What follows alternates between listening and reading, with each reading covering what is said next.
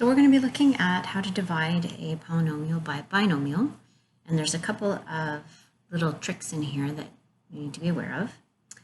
Initially, in the previous video I mentioned, we're going to rewrite this as a division in the standard method or the standard algorithm, which involves taking the divisor, that's your x minus 1, and putting it out front, like this. And then underneath, now before I'm not going to directly copy this right away. I have to pause and take a look at the terms that I've been given. This isn't in the correct form.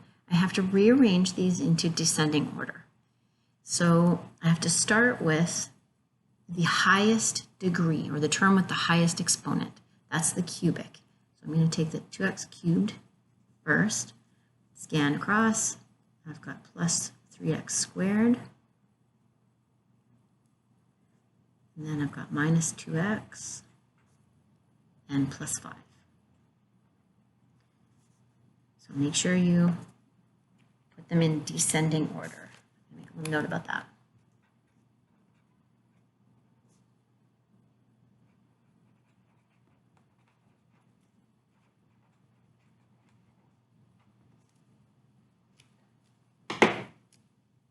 Okay, so now that they're in descending order, I can start.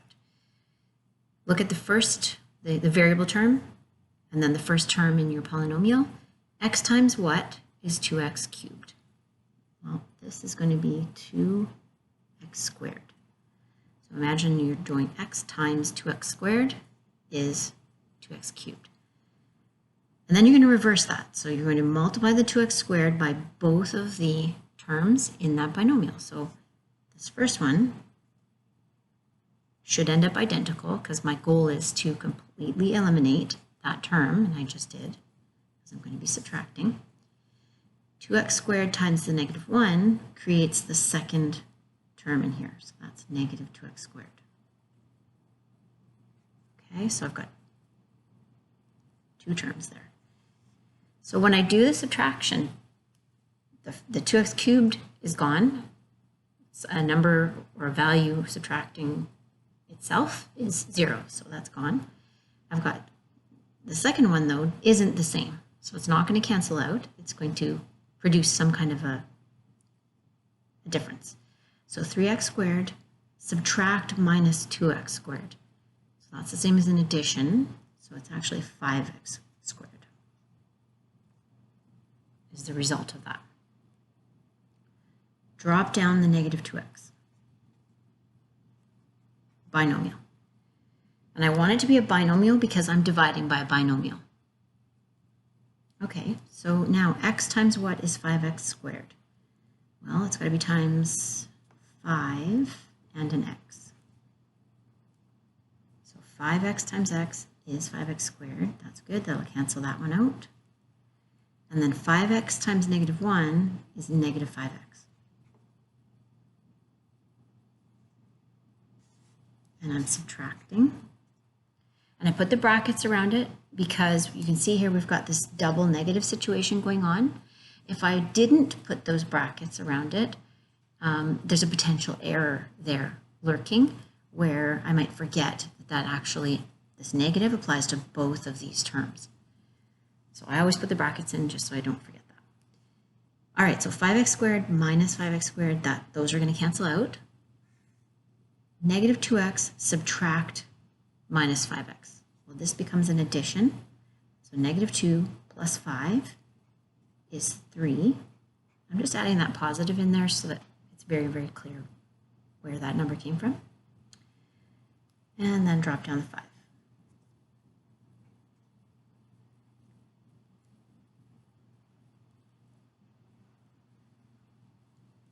Okay, now how many times does x go into 3x?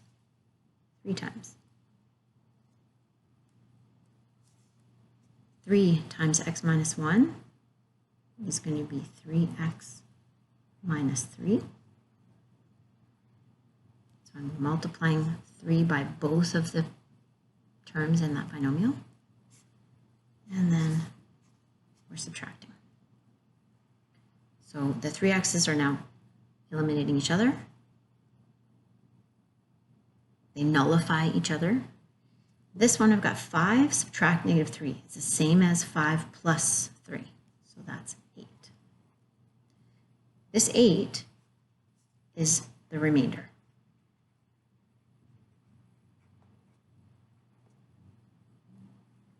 So my division statement, which is actually a multiplication, is x minus 1 times 2x squared plus 5x plus 3 plus that remainder of 8 should be equal to my original polynomial that I was given, which was 2x cubed plus 3x squared minus 2x plus 5. And you could, and you should, verify that that is indeed the case. So go through the trouble of multiplying it out, everything by x, and then everything by negative 1, and then combine all your like terms, and verify that it works out to these 4 terms on the right-hand side. Once you've done that, put a little V for verification and a little check mark. So I'm going to just demonstrate that verification, and my assumption is if you are doing a division statement that you will verify to show that you're correct. It's a way of identifying if you've made a mistake up in the top. So x times each of the terms here is going to be 2x cubed, 5x squared, and 3x.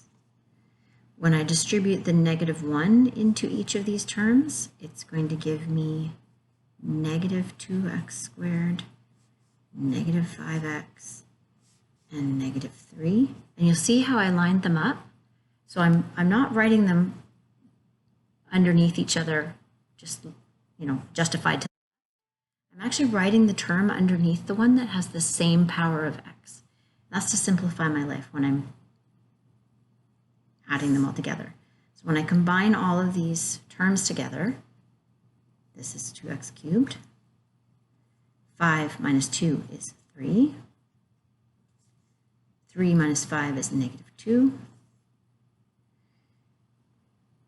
And this one is negative 3. So that means I made a mistake.